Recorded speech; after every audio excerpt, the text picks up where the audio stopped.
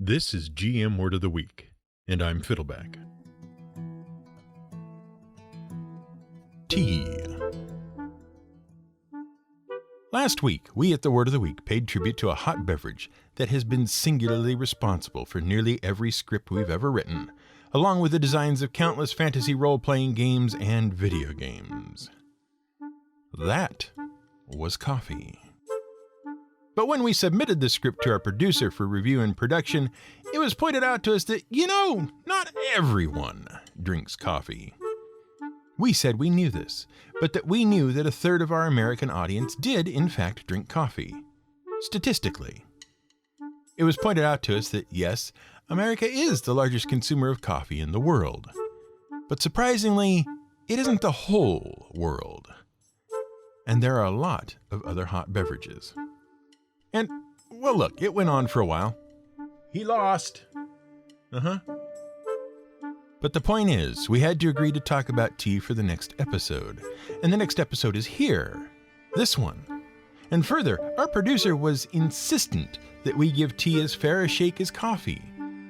That was probably in response to a comment that may have escaped our lips describing tea as flavorless swill, made from dissolving compost in water. That's hurtful, That's very, very hurtful. Very hurtful. So, in the interest of not letting tea be the thing that ruins our podcasting relationship as it helped ruin the relationship between England and America, we're going to discuss tea. Politely. So, tea. Look, we made a point last week of telling you how popular coffee was in the world.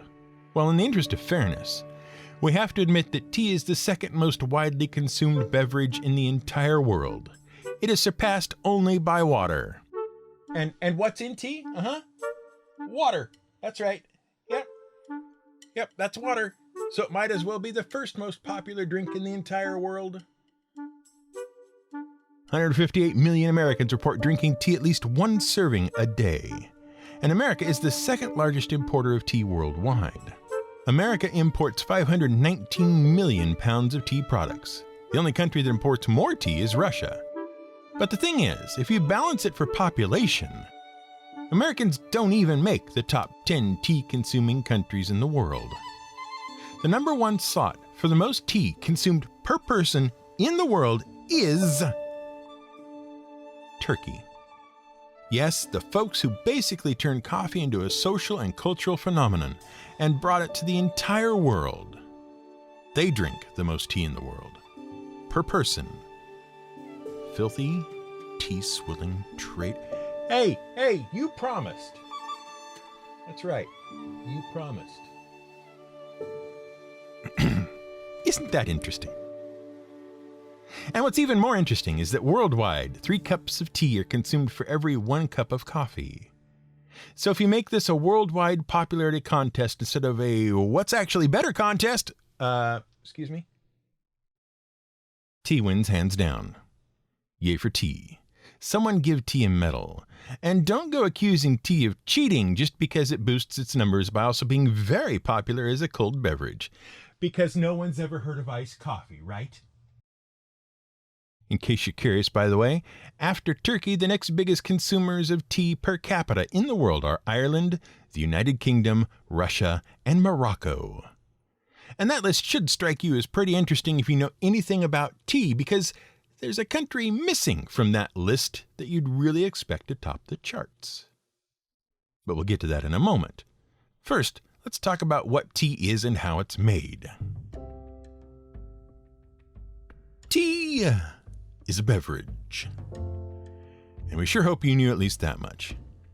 Specifically, tea is a beverage made by infusing dried, crushed leaves in boiling water.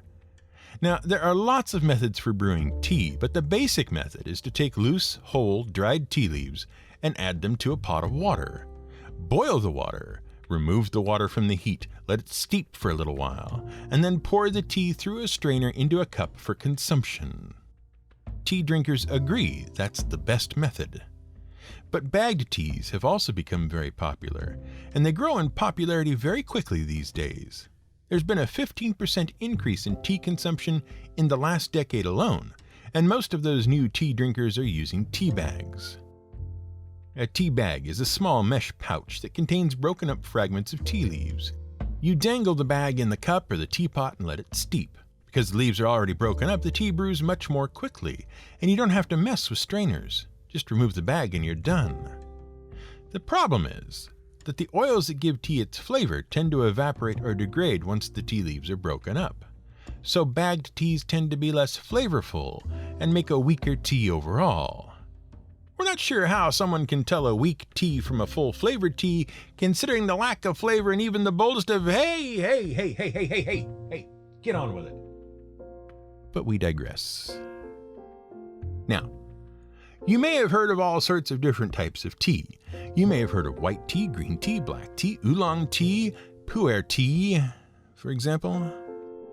But just like there's espresso and dark roast and light roast coffee, which all come from the same plant and are prepared differently, the same is true for tea. All tea comes from one plant, Camellia sinensis. The tea plant is an evergreen plant native to southern and eastern Asia, and all the different types of tea come basically from varied levels of oxidation. All living things, as you know, are made of cells. Basically, those are small, self-contained biological subunits that basically do all of the stuff that is needed to be considered alive. Some organisms consist of just one cell, because one cell is enough to be a living thing. But complex organisms like people need lots of different, highly specialized units, tissues, organs, and individual cells, each doing their own job to keep the whole thing alive, right? Now, most living cells are basically the same. But plant cells are special. They're hardy little buggers. And they like to keep to themselves. So every plant cell has a hard outer shell called a cell wall. That wall is made out of cellulose, that's fiber to you. You can't digest it. And it protects the cell's contents from the elements. That's why people get so little nutritional value from raw fruits and vegetables. Chewing doesn't break down the cell walls very well, and they can survive the acids that our stomachs throw at them. Instead, the cells, wall and all, pass through your digestive tract and out again. Along the way, however, the rough fiber scrapes your intestines clean and stimulates the walls of the colon. That's why fiber is so important for regularity. That's also why herbivores have specially adapted teeth and other processes to help them break down the cell walls and get them the nutrients they need from inside every little plant cell. For example, some animals swallow and store rocks in a special internal organ called a gizzard that mills plant matter and breaks up the cellulose. Other animals, like cows, have multiple stage digestive tracts and regurgitate half-digested plant matter for extra chewing before they swallow it. Anyway, the point is that tea leaves have cell walls that keep all the good stuff inside. But eventually, once the plant is dead, those cell walls break down, and once they do, oxygen can get inside and start making a mess of things. See, oxygen is actually a very destructive little chemical. It tends to combine pretty readily with lots of other chemical elements, even if those elements are already in committed relationships. It'll combine with hydrogen and release a lot of energy in the process. That's what fire is. It'll combine with iron, chew it up, and make iron oxide. You call it rust, and so on. Oxygen is actually terrible, which is why it was such a huge disaster billions of years ago when the first green plants started polluting the atmosphere with the stuff. It poisoned and killed off many of the species living on Earth at the time. When oxygen gets inside the cell wall of the tea plant, or really any plant, it starts messing with all of the chemicals inside there. That's why fruit turns brown once you cut it or bruise it. Damage those cell walls, and oxygen gets in and makes a mess. And that's also how tea is made. Or not. Basically, tea production involves a few basic steps. First, you pick the tea leaves you want. Then, you let them wilt a bit, so they soften. Wilting is a result of the cell walls breaking down. The leaf loses its rigidity at this point. Then the leaves are rolled up and wrung out. And then they are fired to dry them out. The two most common types of teas, green and black, both follow that basic process. The difference is the amount of oxidation that happens. Once the leaves start to wilt, oxygen can enter the cells and start the oxidation process. Black teas are allowed to oxidize for a while before they're rolled up and dried, and they're called black because the leaves basically turn brown and then black as they oxidize. And our producer has asked us to basically refer to this only as oxidation and not rotting or composting or spoiling, even though it is exactly the same natural process at work. Tea manufacturers are also picky about their wording. In fact, some still refer to this process as fermentation, even though that's not what's happening at all. So it's oxidation, and we'll all pretend that we don't know what that is. Good. Excellent. Carry on. Unlike black teas, green teas involve very little oxidation. Basically, the leaves are rolled quickly after they wilt to limit the exposure to oxygen. And they are heated up as they are rolled because heat actually slows the oxidation process. That's why cut apples don't turn brown if you bake them. It's also the idea behind blanching vegetables like asparagus. Meanwhile, other teas are made by varying this process. White teas basically involve almost no processing and also use the youngest leaves or buds on the tea plant. They're called white teas because of the white downy wisps of fiber that sometimes appear on the new buds and leaves. Oolong teas are partially oxidized, but their production often involves multiple rolling and oxidation stages. And pu'er tea is a green tea that's allowed to age and ferment for weeks, months, or even years, usually with the leaves packed in a thick cake. And this is actually fermentation. The tea is being eaten by microbes who produce waste products that add to the tea's flavor. And we're absolutely sure our tea drinking producer would force us to remove any pun we made about microbe waste products and the name pu'er. But we assure you it would be very funny if we did. Except it wouldn't be, because we call that low-hanging fruit and no one enjoys that sort of bathroom humor. So that's how tea is made. But let's get back to that list of the 5 top tea-consuming countries and what's missing. Because what's missing is not only the country that leads the world in tea production, but also the country in which tea was invented. And in the interest of fairness, we have to point out that while coffee was originally discovered in one of the oldest true political kingdoms in the world, that is, it was one of the oldest places to establish itself as a politically unified entity, tea was discovered by one of the oldest civilizations on Earth. Isn't that swell? See, tea came from China. You probably know that. That's a thing people know, right? And tea was actually discovered by accident by one of 8 extremely historically important figures in Chinese history. Well, in pretend Chinese history. See, there's actually 2 different histories in China, the real one and the one that makes a better story. The history of China actually stretches back a long, long time.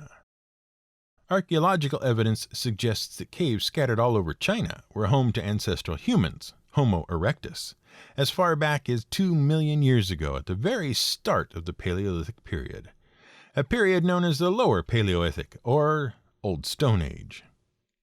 And there are also signs that humanity also started engaging in the basic ritual trappings of culture as far back as 10 or 12,000 years ago in various places in China.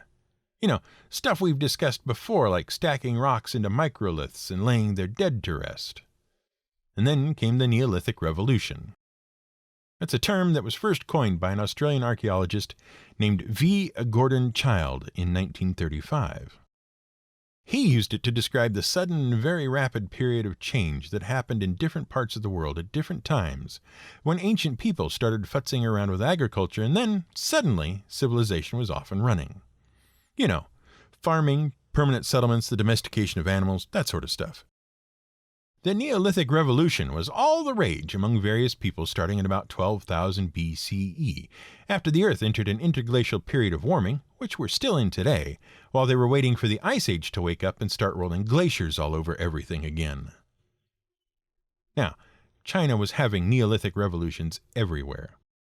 There were all sorts of small regional cultures popping up all over the place. But the cultures that were doing the best were the ones living in the valleys along the Yellow River. Because, of course, that's where the good farming was. But they also had a problem. The river kept flooding, like every year. It was a regular thing, which is why it was where all the good farming was. But it would wreck all the farmland. And that's when, sometime around 2070 BCE, Yu Sha, also known as Yu the Great, founded the first Chinese dynasty. The story goes that Yu was so fixated on controlling the flooding of the Yellow River that he worked for 13 years straight on all sorts of measures to control the floods. Like, he supposedly never went home once. And he gathered a lot of helpers and followers. And once the river was under control, the farmers he'd helped had gained a lot of respect for him. Enough respect that he was able to conquer some neighboring folks called the Sanmyo. In the end, Yu the Great found himself in charge of his corner of the Yellow River Valley. And when he died, his son took over. And thus, he established the concept of dynastic rule, that is, rule by the successors of a particular family line. As a result, Chinese history, which is pretty fractious and involves the constant unification, expansion, and then separation of various kingdoms, Chinese history is broken down into dynastic periods based on who was in charge. So the Shah dynasty ruled from around 2000 BCE to 1600 BCE. Then, in 1600 BCE, the Shah ruler, Jie, was overthrown by Tang of the Shang clan. And thus began the Shang dynasty. And then came the Zhao dynasty, and so on. Now it's important to note that around the time of the Shang dynasty, every town and village and region in the lands that were currently China, which was a lot smaller than it is today and basically encompassed the Yellow River Valley and the plains around it, every town and region had its own gods. And there was this idea that particularly great people in life would get deified in the afterlife. You've heard of ancestor worship? Well, that's the basic idea. And complex rituals grew up around the appeasement of ancestral deities, as well as making sure that the dead had nice ornate funerals and grand tombs and all the comforts of home, so they could enjoy a good afterlife and stay dead. By the time the Zhao dynasty rose to power around 1046 BCE, the king wasn't just a ruler, he was also an intermediary between the living and the dead, including the deified dead ancestors. And so, when the Zhao rebelled against the Shang dynasty, they invoked this idea that if the gods were actually happy with the Shang rule, the rebellion wouldn't be allowed to happen. And so, if the rebellion did happen, and the Zhao claimed the throne, which they did, they were obviously the kings that the gods ordained. And so, by extension, every king of China had a tacit mandate from the gods. But we're getting away from the main story. Here's the thing. Most archaeologists had agreed for a long time that the Shah dynasty and King Yu the Great were probably legendary figures. They were myths, or at least very embellished accounts, and that the dynastic history of China didn't really begin until some time later. But then, in the 1960s and 1970s, a bunch of Bronze Age tombs were discovered that showed the Shah dynasty had been a thing, and China had already started doing the unified culture thing in 2000 BCE. However, there are ancient accounts of even earlier rulers. These were first described in Sima Qian's records of the Grand Historian and recorded in about 109 BCE. First, preceding the Shah dynasty, there were 5 successive emperors who ruled the kingdoms of China. First was the Yellow Emperor, Huangdi, and he was said to have founded Chinese civilization. He ruled for precisely 100 years, from 2697 BCE to 2597 BCE. Then his grandson took the throne, Zhuan Shu. He created the calendar and invented music. Then came Emperor Ku, the White Emperor. He invented musical instruments, presumably so that there was something to play Emperor Zhuan Shu's music on. And he used to fly around on dragonback. And then there was the wisest king of them all, the sage Yao. And finally, there was Shun the Great, and he accidentally invented tea. We should also mention that before the 5 emperors, there were also the 3 august sovereigns. They ruled for a combined 81,000 years. The heavenly sovereign came first, and he and his 12 sons divided humanity into different tribes and kept them organized. Then the 11-headed earthly sovereign came and put the sun and the moon in place and created the mountains in China. Then the human sovereign came. He drove a chariot made of sky. Yes, the sky. And he also one time got a really nasty cough, and he coughed so hard that the first rice came out. So rice is god phlegm. Presumably brown rice is a particularly nasty chest cold. As you might guess, archaeologists are not convinced that the 5 emperors and 3 sovereigns were true historical figures, but you never know. We might discover a tomb with an 11-headed coffin someday. Who knows? The one figure in all of this that people do agree might have existed was Shun. He's also known as Shen Nung. And one day he was boiling a pot of water when a bunch of leaves blew in the window from a nearby tree. Shun was just going to throw the water away, but the sweet smell intrigued the possibly non-existent prehistoric emperor. So he took a sip. He felt a warm feeling spreading through his body, as if the liquid was infusing every part of his body. And he named it Chua, which means to investigate. However it was invented, the brew, it was tea in case you're slow on the uptake, became a medicinal brew. It brought the drinker energy and was also thought to help with digestive problems. It spread rapidly. By 200 BCE it had become a popular beverage, and the emperor of the Han Dynasty had a special written character created for the drink that symbolized the plant, the ground, and humanity, because of the way the drink brought humanity into harmony with the natural world. From there, the history of tea is pretty similar to the history of coffee. China tried to control it as a part of their unique heritage, but it spread to neighboring countries. It spread to Tibet, to Japan, to India, and then in the 1600s, it reached both Russia and Europe.